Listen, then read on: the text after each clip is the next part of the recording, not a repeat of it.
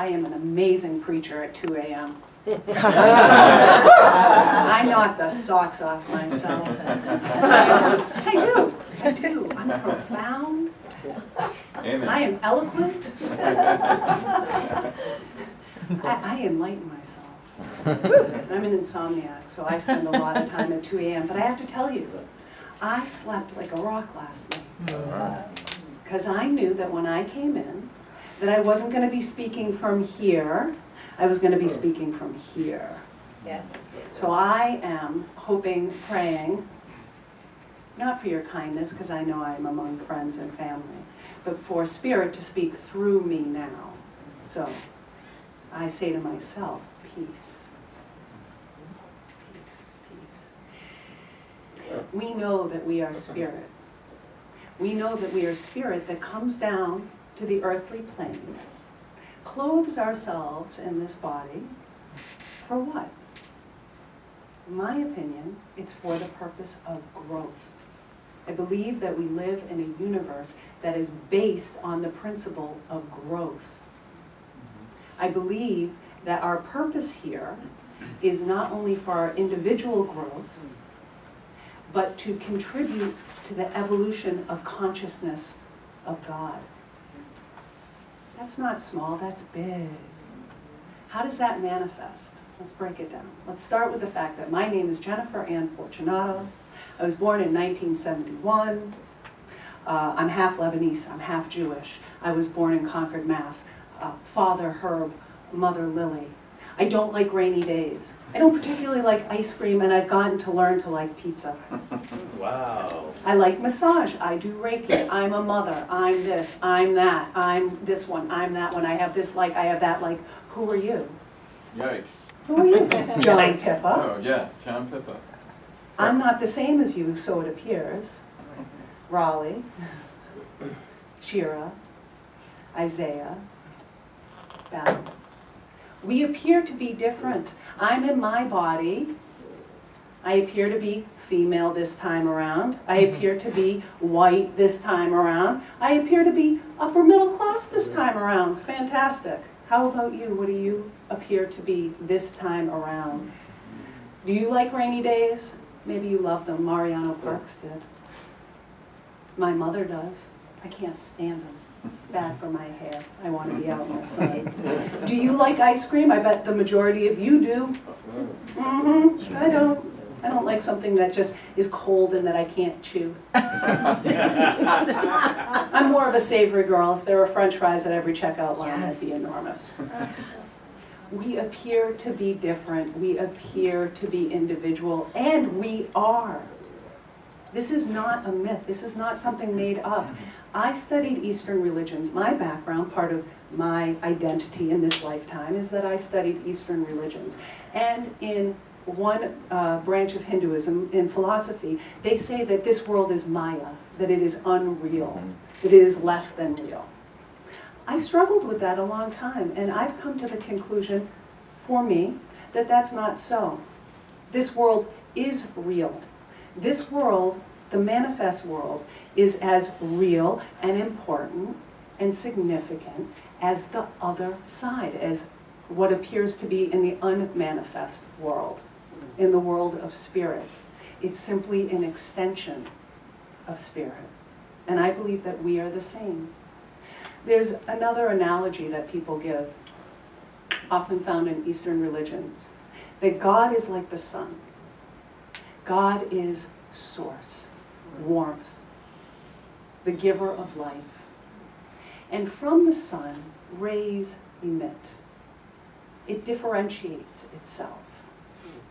And these rays, as they come down through ever-increasing levels of manifestation, eventually manifest as our souls, and our souls then clothe themselves in each lifetime as us. So I don't think that there's a difference in kind. We are but a ray of this sunshine coming down. We are but a ray from the source. We are but a ray from God. We are not different in kind. This is how I read a spark of divinity. There is We are the same stuff as spirit manifest on the physical realm. The physical realm is no less important, no less spiritual. In fact, this is the place where God comes to play and to learn. So consider, anything that I offer is provisional truth. I'm not speaking the truth. I don't know that anybody, one person, one religion, one philosophy knows the truth. But as an idea, you can say, well, I'm going to take this on as a provisional truth. Does it give me some insight? Does it help me to live a life that is deeper, truer, kinder? Does it make sense for this time of my life? And you can change. We don't have to hold on to one absolute truth. We can take things on as a provisional truth. So I offer this to you as a provisional truth. That we come down like these rays from source. That we come down and clothe ourselves in these bodies for the purpose of learning, so that we may strengthen our identity. We are here to strengthen who we are.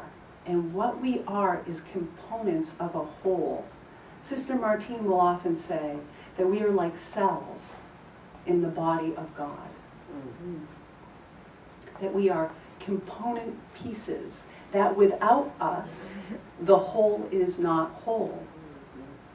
But by learning our identity in this lifetime, by strengthening our identity, we are in fact learning our function in the whole, so that we can return into union with Source, with God.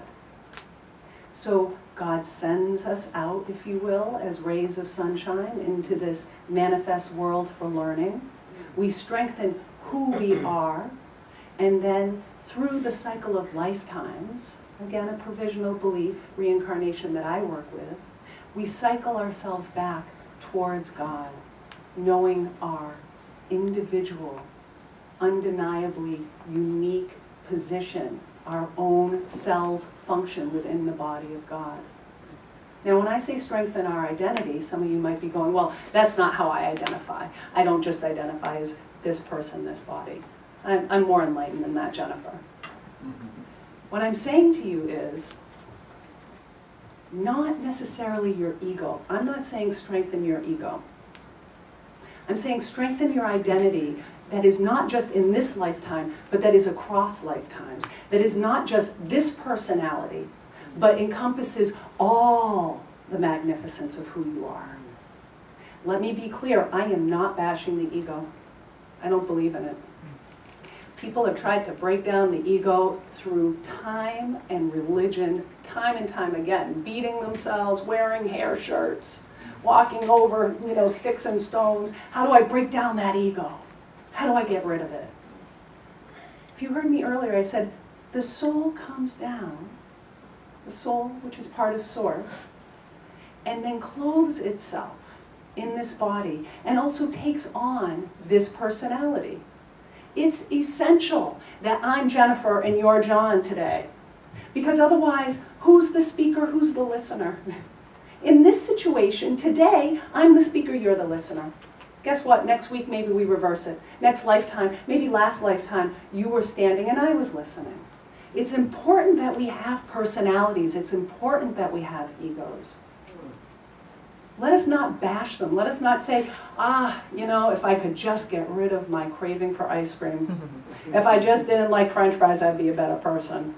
If I like going out in the rain, I'd go run today, but I just really don't like the rain. There's nothing wrong with the ego. We need it. It's our interface with the world. It's how we're able to communicate. It's how we're able to work. It's how we're able to love. It's how we're able to have friends. I'm me, you're you. We're playing a game. It's okay. Be with your likes and your dislikes. I liken it to driving the car, right? Ego gets to sit in the passenger seat.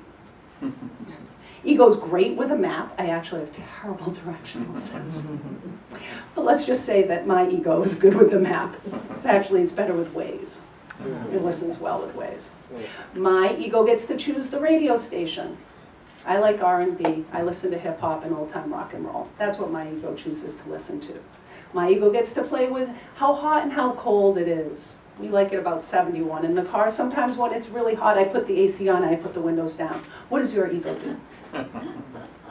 These are all preferences. These are all likes and dislikes. This is how I get through the world. Soul is driving the car, right? Spirit that guides my soul is behind the wheel. But I need ego so I know where the heck I'm going. I need ego to say, we have an appointment at church today, we got to go give a talk. Well, let's go, because soul might be home meditating, right? We need the ego. It's not a bad thing. Make friends with it. Accept it. Just don't bind yourself to it. Just don't make the mistake that that's all you are. Because you are so much more. You are spirit coming into physical manifestation to strengthen your identity so that you are able to move back closer to source. So when we pass from this lifetime and go into the side of life that is unmanifest, that is immaterial, that is spirit, we then are learning the lesson of union. Back and forth we go. Back and forth we go. It's like a dance. In Hinduism, they talk about reincarnation actually as almost like a torture. It's a wheel. They describe it almost like a wheel. Like imagine yourself strapped, like medieval times, upon a wheel. And you're going from life, death,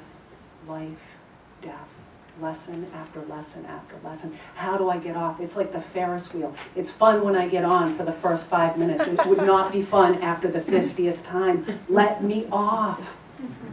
Sometimes when we've been coming back round and round and round and round and learning lessons, we can get tired.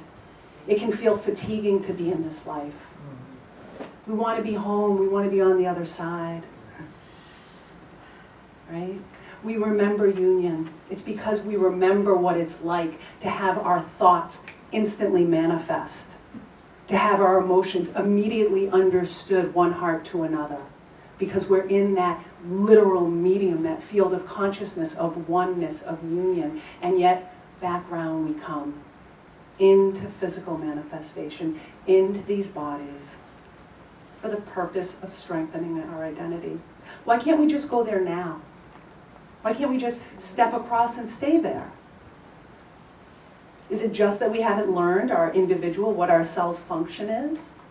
I think part of it, here's an analogy again, if the source, if God is like the sun, it's powerful. We all know that the sun gives off tremendous amount of energy, love, powerful solar winds. Standing in this solar wind, if you will, when our identity is not fully understood yet, has not fully been remembered, can be terrifying. We're terrified that we're going to lose who we are in the largeness and the all-engulfing, powerful solar wind of Source. Fear not. You are exactly where you're supposed to be, doing what you're supposed to be doing in this lifetime. Learning, growing, giving back to Source. Your experience is the fodder, is the food, is the deliciousness that Source needs. Your conflict, your pain, your pleasure, your joy, all that you experience is feeding back into God consciousness, because you are God consciousness. It's a system that was set up in which God plays. This is another idea from Hinduism that I'm going to hold forth as a provisional belief.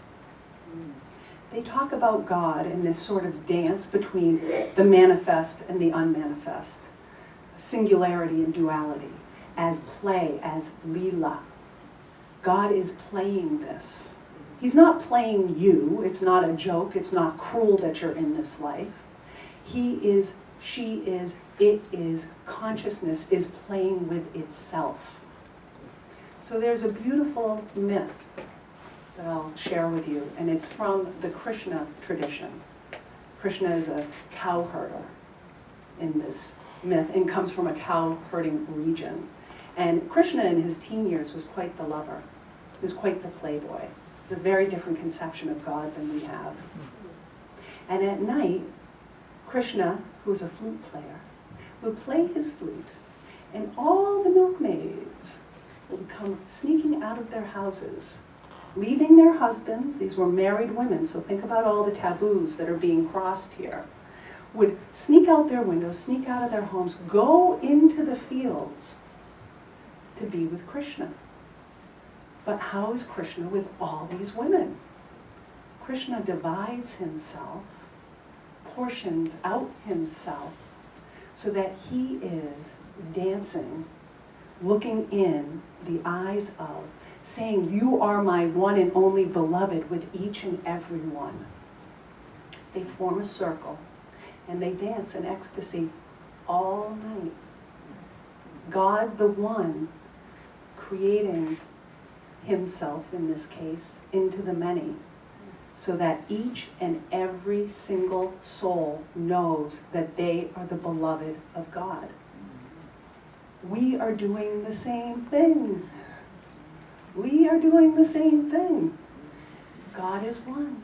We come down as many. We clothe ourselves in this body. We appear to be different. We appear to have likes and dislikes. But to God, we are one. There is no difference. It's a remembering. It's a remembering.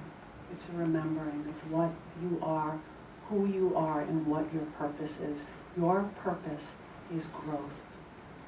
Your purpose is love. You are not creating love. You are not giving and receiving love. You are love. You are the same medium as love. You are God. You are not remembering God. You are remembering God that is you. You are remembering your function. You are strengthening your identity as a part and parcel. You are a cell in the body of God.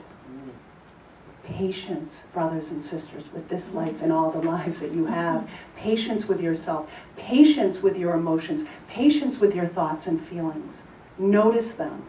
Welcome them. Do not overly identify with them. You have emotions, but you are not your emotions. You have thoughts and beliefs, but you are not the same as your thoughts and beliefs. Do not discount them. They are part of this physical reality. Do not discount this physical reality. It is real. You are here to learn. You are here literally by the grace of God. You are the grace of God. Close your eyes if you would. We'll end with a prayer. God, beloved, Holy One, universal consciousness, Great Spirit, we are so grateful. We are grateful for this life. We're grateful for all the lives that we have lived, will live. We know that by living and loving, by having our likes and dislikes, our beliefs, our thoughts, our emotions, we embrace them fully, because we know by this experience, by this welcoming, that we are growing in consciousness and we are contributing to the consciousness of all. We are all one. We exist in a field of awareness. We are awareness, fully becoming aware of itself. Thank you, God, Holy One, Great Spirit, universal consciousness. Amen. Amen. Hey, you're fantastic at 10:30 a.m. too.